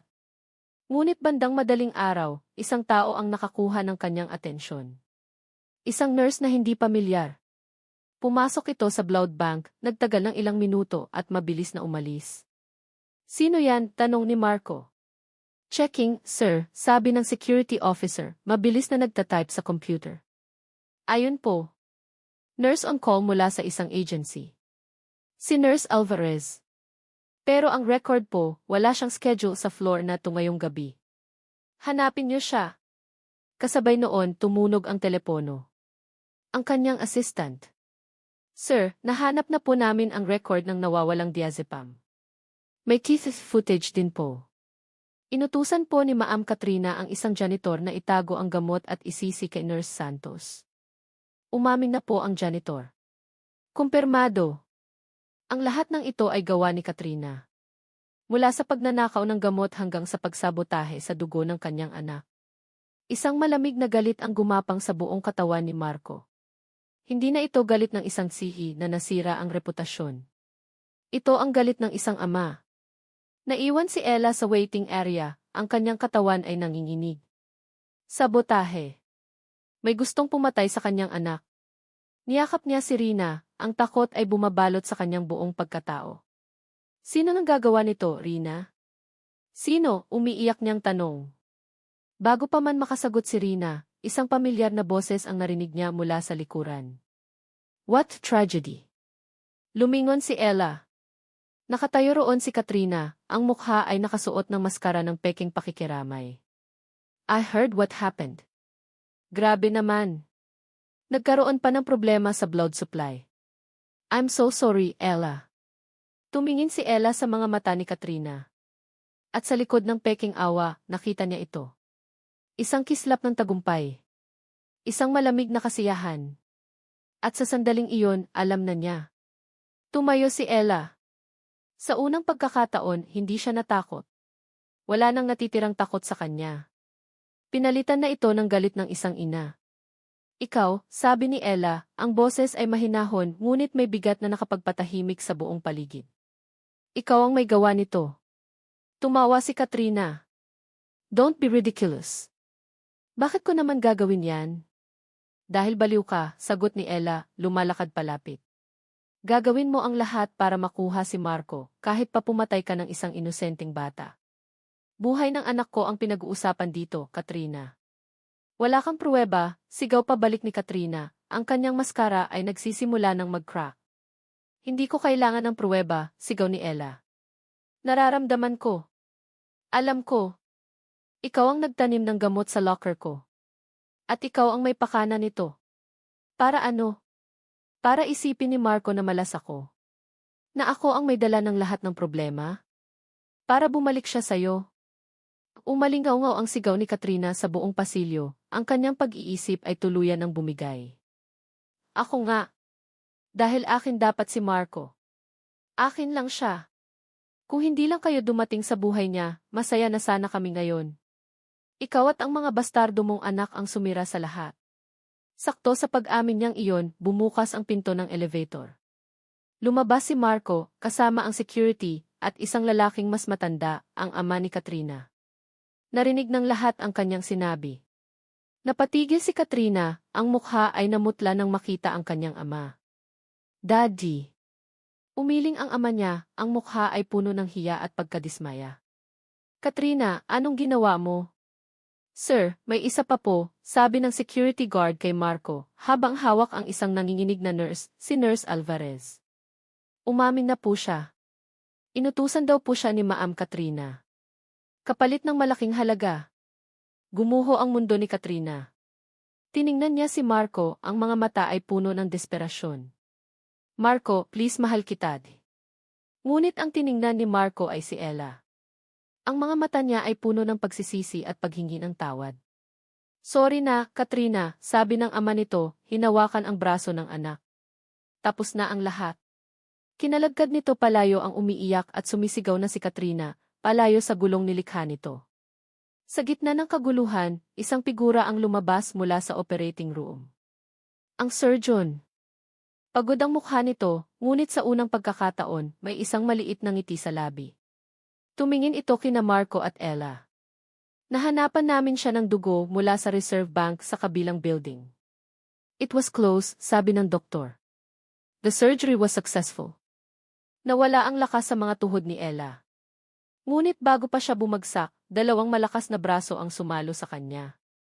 Niyakap siya ni Marco ng mahigpit. At sa unang pagkakataon, ang kanilang mga luha ay nagsama, mga luha ng takot, ng galit, at ngayon, ng walang katapusang kaluwagan at pasasalamat.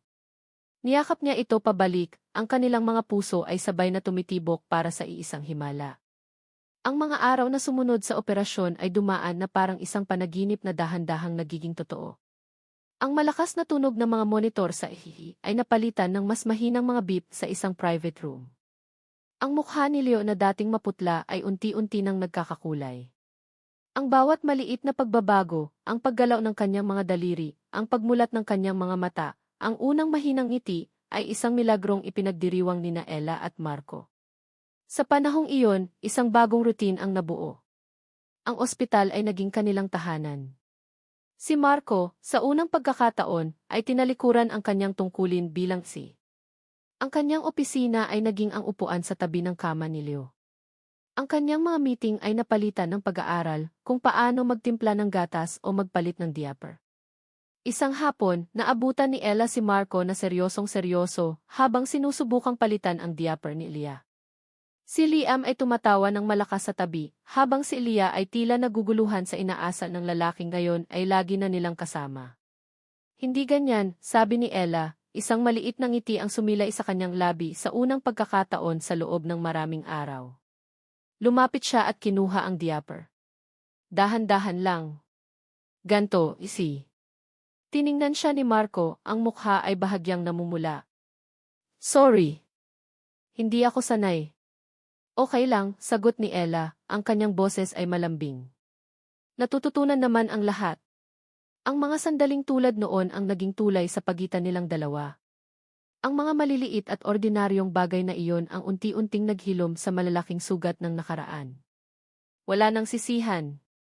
Wala nang galit. Ang natira na lang ay 2 taong sinusubukang maging mga magulang. Isang gabi, nang mahimbing nang natutulog ang 3 bata, si Liam at Leah sa isang katabing kama, at si Leo sa kanyang hospital bed, naiwan silang 2 ni Marco sa tahimik na silid. Ang tanging ilaw ay nagmumula sa mga ilaw ng syudad sa labas ng bintana. Ella, basag ni Marco sa katahimikan. Kailangan nating mag-usap. Tumingin si Ella sa kanya. Nawala na ang takot sa kanyang mga mata. Alam ko. Naupo si Marco sa tabi niya. Gusto kong humingi ulit ng tawad. Sa lahat ng sinabi ko. Sa lahat ng inisip ko tungkol sa'yo. Nabulag ako ng galit at ng pride. Hindi ko nakita kung gaano ka kahusay na ina. Kung gaano kalaki ang sakripisyo mo. Umiling si Ella. May kasalanan din ako, Marco. Dapat sinabi ko sa'yo. Dapat binigyan kita ng pagkakataong makilala sila. Pero natakot ako. Natakot saan? Mahinang tanong ni Marco. Natakot na baka isipin mong ginagamit ko lang sila. Natakot na baka kunin mo sila sa akin. Pag-amin ni Ella, ang mga luha ay nagsimulang mamuo sa kanyang mga mata. Sila na lang ang buhay ko. Hindi ko kayang mawala sila. Inabot ni Marco ang kanyang kamay. Ang init ng palad nito ay nagpadala ng kuryente sa buong katawan ni Ella. Hindi ko sila kukunin sa'yo, Ella. At hinding-hindi ko iisipin yun. Pagkatapos kong mabasa ang journal mo na intindihan ko ang lahat. Patawad. Pinisil ni Ella ang kamay nito. Patawad din ni. Sa gabing iyon, nagkwentuhan sila. Ikinuwento ni Ella ang tungkol sa pagbubuntis niya, ang hirap ng pag-aalaga sa 3 sanggol ng mag-isa, ang mga nakakatawang sandali, ang mga gabing hindi niya alam kung paano sila makakakain kinabukasan. Nakikinig lang si Marco, ang kanyang mga mata ay hindi umaalis sa mukha ni Ella, sinasalo ang bawat salita, pinupunan ang 5 taong blanko sa kanyang buhay. Dumating ang araw na si Leo ay malakas na para magkaroon ng bisita maliban sa kanila. Ang unang ginawa ni Marco ay dalhin ang mga bata sa silid ng kanilang kapatid. Sa kama, binasahan niya sila ng kwento. Ang boses niyang dating nagbibigay ng utos sa boardroom ay ngayon ay ginagamit niya para gayahin ang tunog ng mga hayop na ikinahagalpak ng tawa ni Liam at Leah at ikinangiti ni Leo. Habang pinagmamasdan ni Ella ang eksenang iyon, ang lalaking minsan niyang kinatatakutan na ngayon ay ang sentro ng mundo ng kanyang mga anak, naramdaman niya ang isang pamilyar na kurot sa kanyang puso. Ngunit hindi na ito sakit o takot. Ito ay pag-asa. Nang gabing iyon, habang mahimbing na ang tulog ng mga bata, muli silang naiwang 2. Hinawakan ni Marco ang kanyang kamay, mas mahigpit kaysa dati. Bigyan mo ako ng pagkakataon, Ella, sabi nito, ang boses ay puno ng sinseridad. Pagkakataon na maging ama sa mga anak natin.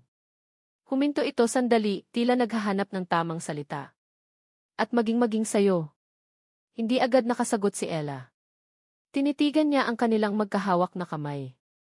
Ang pag-ibig na minsan niyang sinubukang ibaon ay unti-unting nabubuhay muli, hindi na bilang isang alaala ng isang gabing puno ng pighati, kundi bilang isang pangako ng isang bagong umaga. Bago pa man siya makasagot, isang mahinang boses ang pumutol sa katahimikan. Mommy, ye. Sabay silang napalingon ni Marco. Gising na si Leo. Ang mga mata nito ay nakatingin sa kanila, malinaw at hindi na malabo. Umiti ito ng bahagya, isang ngiting pagod ngunit totoo. Tumingin ito kay Ella. Mommy, Pagkatapos, ang mga mata nito ay lumingon kay Marco, na nakaupo sa tabi ng kanyang ina, ang kanilang mga kamay ay magkahawak pa rin. Tinitigan siya ni Leo, ang mga mata ay puno ng isang simpleng pagtanggap na tanging isang bata lang ang may kakayahang ibigay. Daddy, Ang isang salita. Isang simpleng salita. Ngunit para kina Ella at Marco, ito ang pinakamakapangyarihang salita sa buong mundo. Naramdaman ni Ella ang paghigpit ng hawak ni Marco sa kanyang kamay. Tumingin siya kay Marco at nakita niya ang mga luha na muling namumuo sa mga mata nito. Ngunit sa pagkakataong ito, hindi ito mga luha ng pagsisisi o sakit. Ito ay mga luha ng purong kaligayahan. Ngumiti si Marco kay Leo, isang ngiting malawak at hindi napipigilan. Yes, son. Daddy's here. Lumapit silang dalawa sa kama. Hinaplos ni Ella ang buhok ng kanyang anak, habang si Marco naman ay marahang hinawakan ang maliit nitong kamay. Sa sandaling iyon, sa tahimik na silid ng ospital, sa ilalim ng malamlam na ilaw, hindi sila isang si at isang nurse. Hindi sila dalawang taong pinaghiwalay ng nakaraan. Sila ay isang pamilya. Isang pamilyang nasira, nasaktan at naligaw. Ngunit ngayon, sa wakas, ay nagsisimula ng muling mabuo. Ang pundasyon ay hindi perpekto, puno ng mga bitak at mga lamat mula sa mga pagkakamali at kasinungalingan. Ngunit sa pagkakataong ito, itatayo nila ito ng tama. Itatayo nila ito sa pundasyon ng pagpapatawad, ng pag-unawa, at higit sa lahat, ng pag-asang hatid ng isang bagong pagsisimula. Tumingin si Ella kay Marco, at sa mga mata nito, nakita niya ang sagot sa tanong na hindi pa niya nasasagot. Ngumiti siya. At sa ngiting iyon, alam na ni Marco. Binigyan na siya ni Ella ng pagkakataon. Lumipas ang ilang buwan. Ang malamig at baog na hangin ng ospital ay napalitan ng mainit na sikat ng araw at ng amoy ng bagong tabas na damo.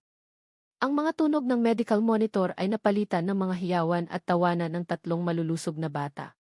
Para kay Marco, ang pagbabago ay higit pa sa paligid. Ito ay isang pagbabago sa loob niya.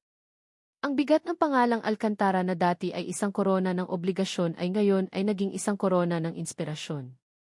Natutunan niyang ang pagiging isang lider ay hindi lamang tungkol sa pamamahala ng isang kumpanya, kundi sa pag-aalaga ng isang pamilya.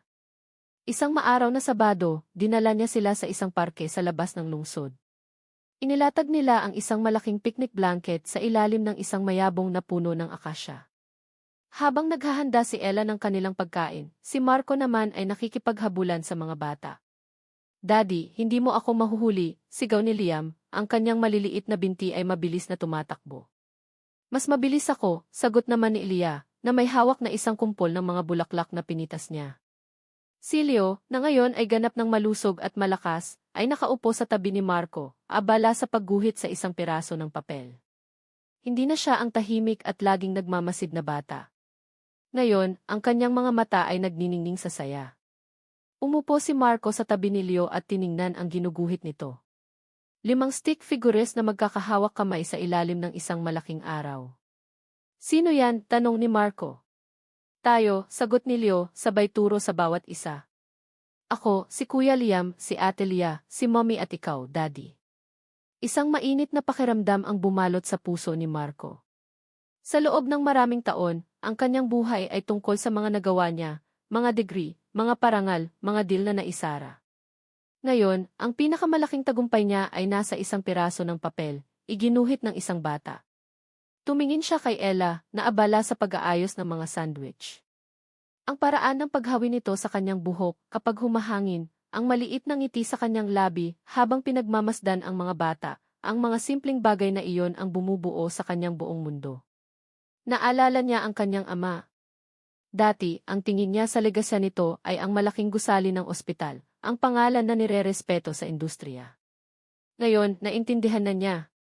Ang tunay na legasya na gustong iwan ng kanyang ama ay ang aral tungkol sa kahalagahan ng pamilya, isang aral na hindi niya lubusang naintindihan hanggang sa dumating si Ella at ang 3 bituin sa kanyang buhay. Alam na niya ang kailangan niyang gawin. Mga anak, tulungan ninyo si Daddy, may sorpresa tayo para kay Mommy, bulong niya sa tatlo. Nagtipon ang tatlo sa paligid niya, ang kanilang mga mukha ay puno ng pananabik. May inilabas si Marco mula sa kanyang bulsa, hindi isang mamahaling kahon ng alahas, kundi mga makukulay na papel at pandikit. Sa tulong niya, gumawa ang bawat bata ng isang bituin na gawa sa papel. Isang asul na bituin mula kay Liam. Isang pink na bituin mula kay Leah. At isang dilaw na bituin mula kay Leo. Pagkatapos, lumapit sila kay Ella. Mommy, close your eyes, sabay-sabay na sabi ng mga bata. Nagtatakang pumikit si Ella. Dahan-dahang lumuhod si Marco sa kanyang harapan, hindi sa isang tuhod, kundi sa dalawa, para maging kapantay niya. Okay, Mommy, open your eyes na. Pagmulat ni Ella, ang una niyang nakita ay si Marco, nakaluhod sa kanyang harapan. Ang kanyang mga mata ay puno ng pagmamahal na hindi na kailangan pang isatinig. Sa magkabilang gilid ni Marco ay ang kanilang tatlong anak, bawat isa ay maihawak na isang bituin na gawa sa papel.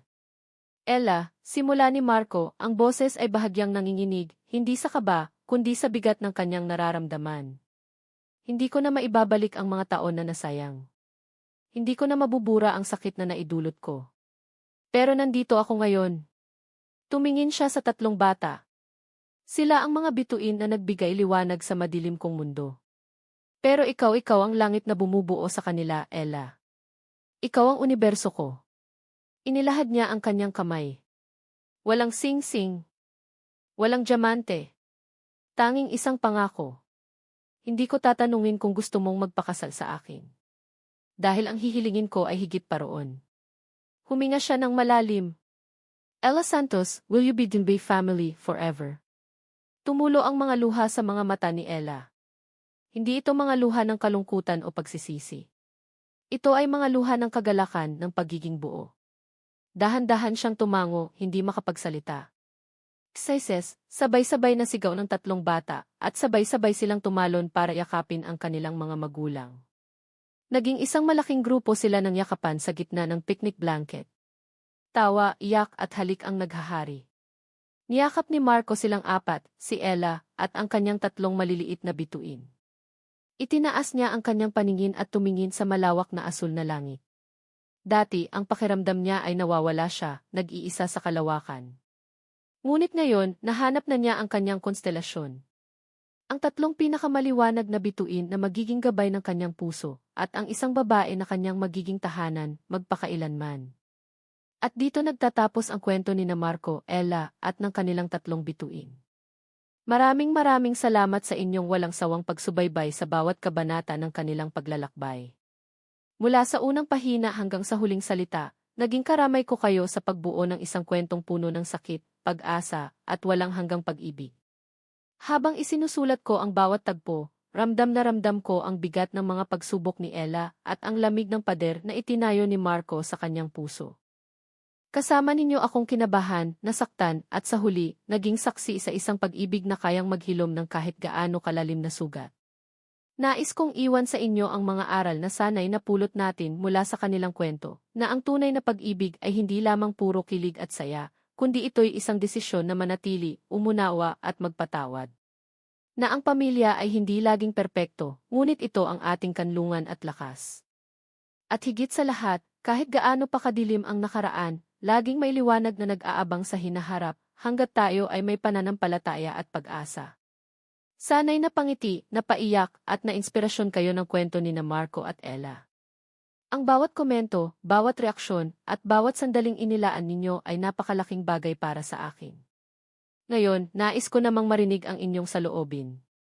Ano ang pinakapaborito ninyong bahagi ng kwento? Anong aral ang pinakatumatak sa inyong puso? Huwag po kayong mag-atubiling ibahagi ang inyong mga naiisip. Muli, mula sa kaibuturan ng aking puso, maraming salamat. Hanggang sa ating susunod na kwento.